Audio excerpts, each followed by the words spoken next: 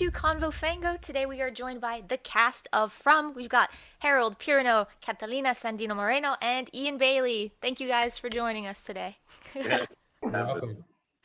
So I am about 4 episodes into this, and I'm really upset that I have to now wait to catch up with the rest. I got a little spoiled, but I'm having so much fun with this, and I'm really excited for people to check it out. Harold, do you want to tell us a little bit about what the story here is about?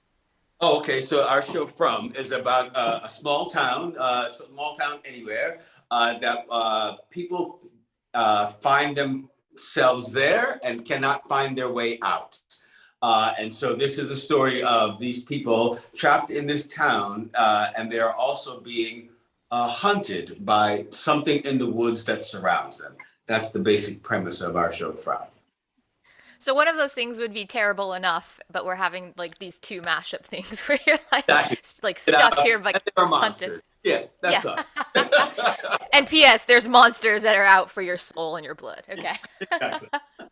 And Catalina and Eion, you are two of the people that come to find themselves trapped here, and we're kind of getting to learn about this town through your characters. Mostly, we get a little bit of a maybe behind the scenes peek before you guys get there, but.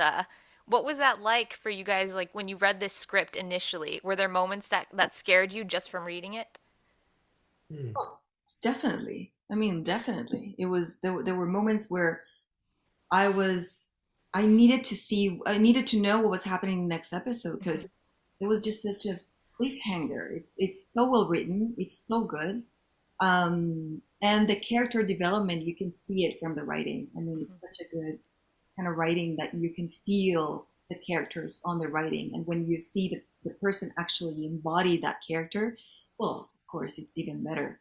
Um, but yeah, it's such a well written show that even when you're reading it, your imagination goes wild, and you start imagining all these monsters and the deaths, and it's incredible how they wrote it.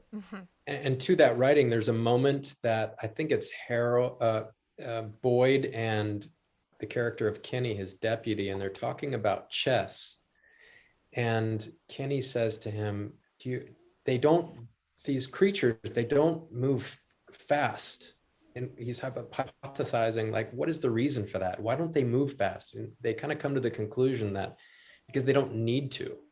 And he likens himself feeling like a character, one of the last pieces on the chessboard, and everywhere you move, they're just going to counter and keep coming around. And wherever you go on that chessboard, you're not going to escape, and eventually you're going to get gotten. And that kind of writing is so much fun, and it's just so exciting. And when I read something like that, I think, yes, this is the kind of writing I want to be involved with.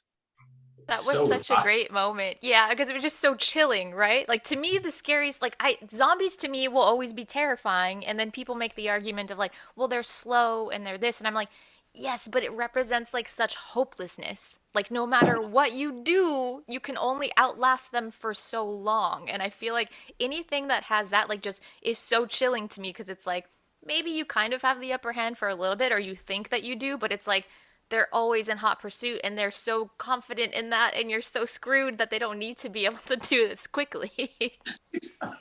Well said.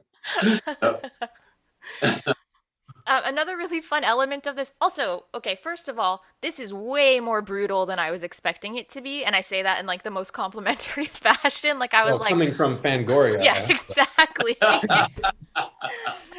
I watch a lot of gore and blood splatter and things, and there were moments where I was like, like, oh my god, like, this is so fun. Like, Epix was not messing around with this. Like, the effects, I was like, this is disgusting, and I love it. Like, it was so much fun. That's dope. And also, I think it's really cool.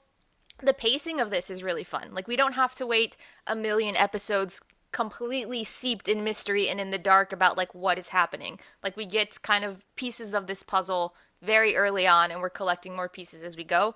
Was that fun for you guys as well to kind of get to tell the story that way with that sort of pacing? Yeah, like we only have 10 episodes, so we don't have time to like, mess around. It's like, TV used to be 22 episodes, 24, something like that. But now we got 10 episodes, and so we got to get it in there, get you excited, get the information out, get to some sort of conclusion, but that leaves you like looking for more. And so that kind of pacing, I think, is really fun. You don't feel like you're ever just like wasting your time. You feel like you really are like, and it's not that it's all scary, you know what I mean? Like you're always getting information. You're getting information about their family. You're trying to, she says a name and you go, what's that name? I never heard that name before. But she's crying, like, what's that about? And then well, on to the next thing, you know? It's really, I love the pacing of the show. I think it's great.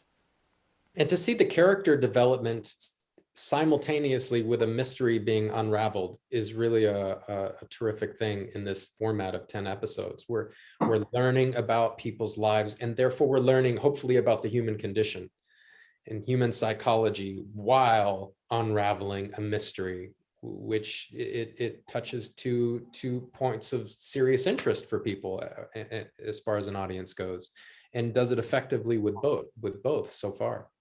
Absolutely.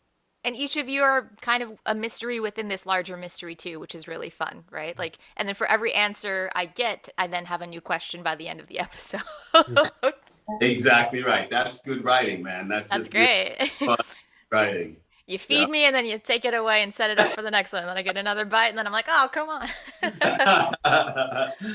It's good writing or torture. I don't know. Yeah, it's a little bit of both, and I'm here for it, you know. Got it. All right, thank you guys so much. I know that's all the time that we have. I'm so excited for people to check this out. All right, thank you guys so much.